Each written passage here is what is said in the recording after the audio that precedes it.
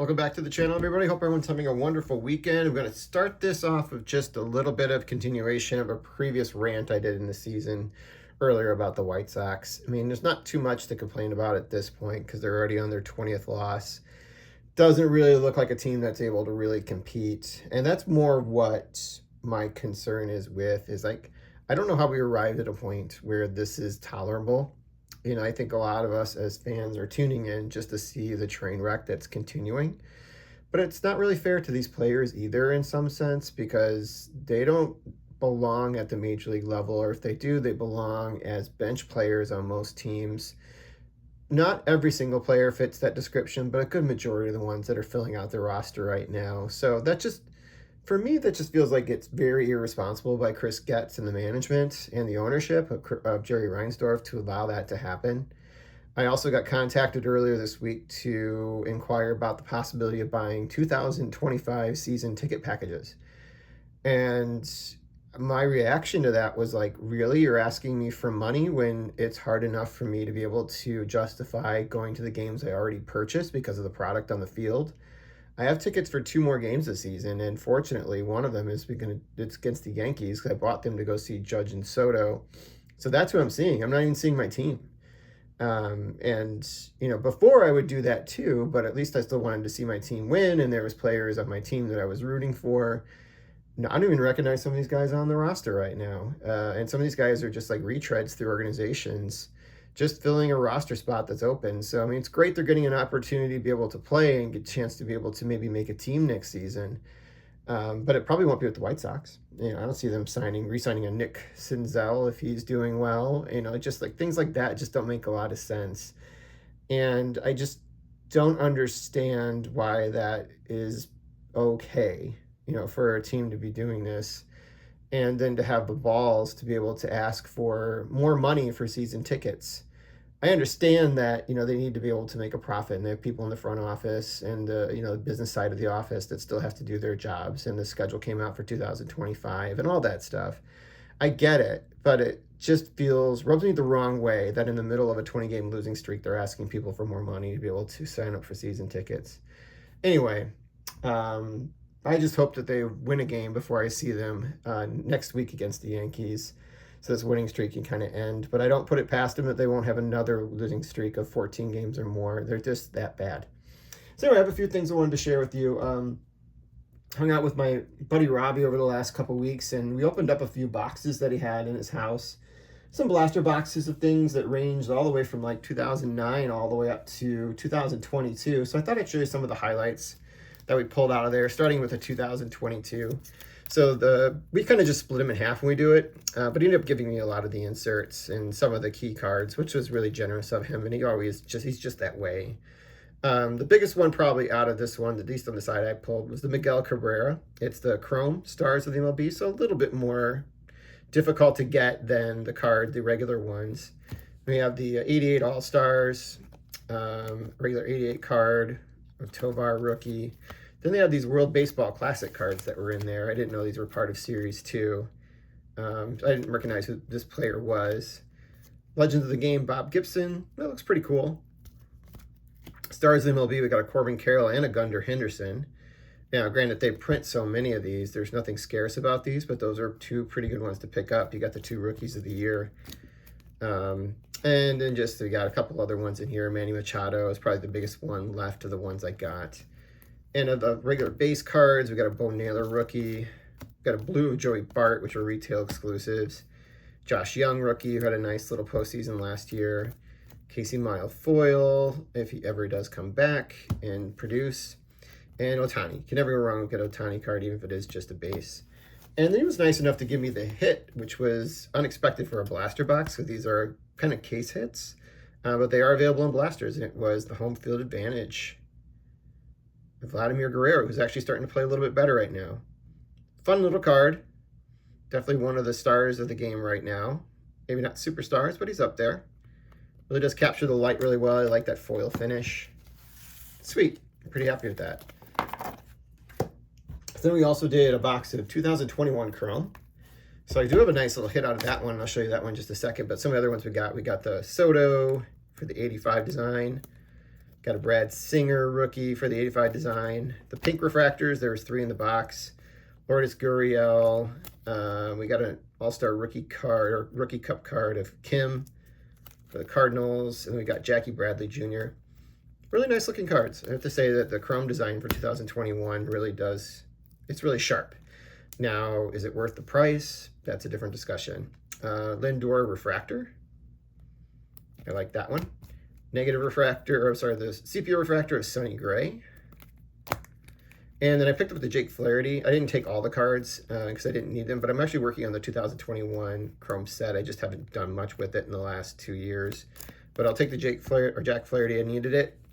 We also got a Kevin Williams Rookie Cup rookie card. That's the Prism refractor. Got another sepia refractor of Jazz Chisholm. Now with the Yankees, and I got his base card too because I need it for the set. And Carlos Santana, really cool looking refractor right there. So really nice cards. But the hit there was also one that was kind of unexpected because they're really hard to pull, so you wouldn't anticipate you'd get it. It would be a negative refractor. This is a Pete Alonso. I think we looked it up and it was something like 1 out of like 170 something packs, blaster packs, you could pull this card. So that was a really nice one to be able to pick up. And then he also had a 2009 box of 2009 SP from Upper Deck. A premium product back in the day. They also released it in blaster boxes. We got it, one little interesting insert. This was the, what do they call this? The Platinum Power Players. And it was of good old Prince Fielder. We didn't get any numbered cards in this, but we got some stars. It's a smaller set, so like the cards that are 1 to 100 are produced quite a bit, so, and there's not as many filler cards in there, so you're going to get mostly like stars in here. So but we do have one short print that's pretty interesting to me. So we got Derek Jeter, you know, I like him. Yadi Molina, I like him too. Albert Pujols, another one of my guys. Clayton Kershaw, which is fun because this was actually has his rookie stats on the back. His rookie year was the previous year. Got Zach Greinke, Ichiro, I like Ichiro as well.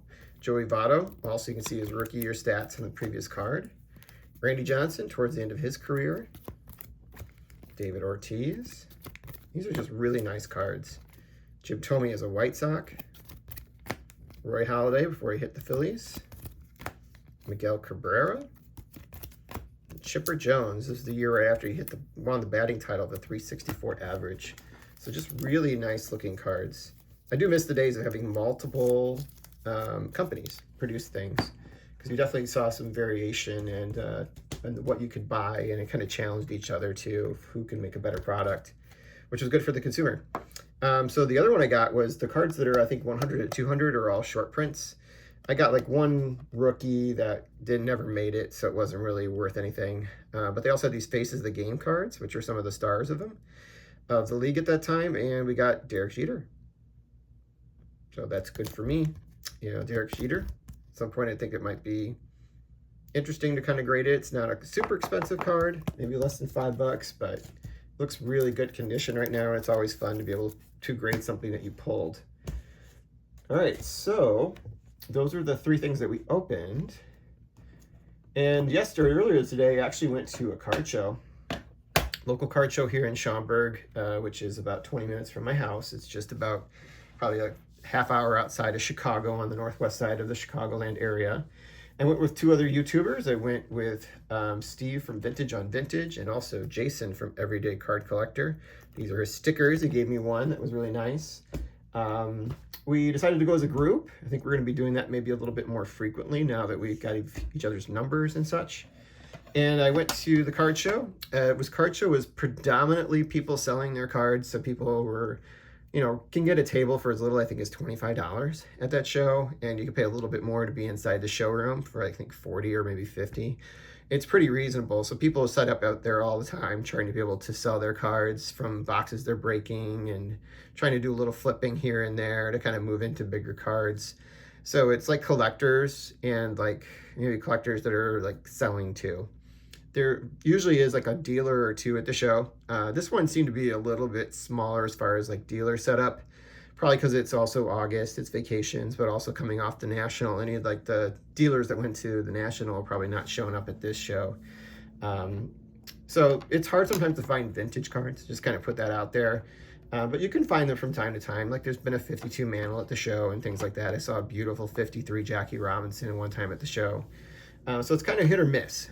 So as I kind of walked around the showroom, I saw one card that stood out to me, and I put it in the back of my memory, and I was able to also see another card, which was a 56 top Sandy Koufax, at a price I thought I could probably work if I was able to get the dealer to buy some of the cards I had for sale myself.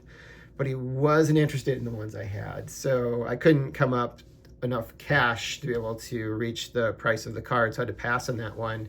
So then I went back to the original guy that was set up selling, which was just outside the showroom right at the entrance. And I bought a card off of this guy 4 months ago, and he still had another one of this card from the same set available. There was two at the time. And so I was wanting to get both, but at the time I only purchased one. So I was pleased to see they still had it when I came back, and he was interested in some of the stuff I was had for sale. And so, I just came to the show with just 100 cash. So that was all I wanted to be able to pay as far as like anything today. But I was willing to be able to sell some of my cards and trade cards to be able to get into it. So the two cards I'm going to show you, he had available, and they probably were a value somewhere near right around $200 of what he had it listed for. But I was able to, with the things I sell and in the cash I was able to produce, get both of these cards, and they're fantastic. So the first one that really caught my eye was this 1909 Piedmont Cigarettes of Lee Tannehill. So he's got two cards in the 1909 T206 set. This is one of the two. The other one looks like he's actually throwing the ball. This one looks like he's about to receive the ball. The variation on these two cards are not that different, unlike some of the other ones where you have the portrait and you have like sort of more like the action shot. So these were the two that he had. He had a couple T206 for sale 4 months ago, and I bought the Fielder Jones from this set, which is another White Sox player, and he still had this one available, and I was able to pick it up. So Lee Tannehill was a member of the 1906 White Sox, which was a team that actually also won 19 games in a row, which was an AL record at the time, and stood for a long time. It was equaled a few times before it was broken by the A's, within the last 20 years. But Tannehill was, again, a member of the 06 Sox. He was like an infielder. I think he played second base and short and third as need be. But like his one little distinction of kind of fame is he was the first player to hit a home run at Old Comiskey Park when it opened in 1909. He didn't play much after this, so he was toward the end of his career, and I think he only hit like 4 career home runs, but one of them was the very first, which is pretty neat. So I was able to pick this one up, which is now the third White Sox card I have from this set. It's not a huge active project that I'm on, but I would like to be able to get all the T206 cards of the Chicago White Sox for this set, because it features a good number of the players that were part of the 1906 World Series winning championship team. And this one, just like the Fielder Jones card that I have, has this lovely orange-yellow sunset, which is just really captures the eye for me, and I think it's really a very pleasing card to look at. And the other one was another similar kind of project. I'll pick them up when I kind of see them, but I'm not actively looking for them on a day-to-day basis. But if I see it at a show at a good price, I'll do it. And it was a 1952 Topps card. Ed Stewart, another White Sox player. But I'll pick up commons for this set because they resell really well. Number one, you don't have to worry about that. But I just think it's really, when you find a card that's in nice shape for this set, you can just see how eye-catching it was, probably to open up these cards as a kid. So it's in not the final series, but the series right before it. So it's kind of a semi-high card, if you will, which I think the print run on those is not that much different than some of the lower series, but certainly not as scarce as the final series, which everybody talks about. So those were my two pickups at the show, and I couldn't be happier with them. They're just really good examples of both of these cards. And, I don't have to always have a Hall of Fame card or a star card to be happy with purchases I'm getting. So I know that makes me a little bit different than a lot of people, but I know I'm not the only one out there that kind of collects that way too. So I'm happy to share these with you, and I hope you guys enjoyed them as well. You guys have a wonderful start to your week, and I'll be back soon.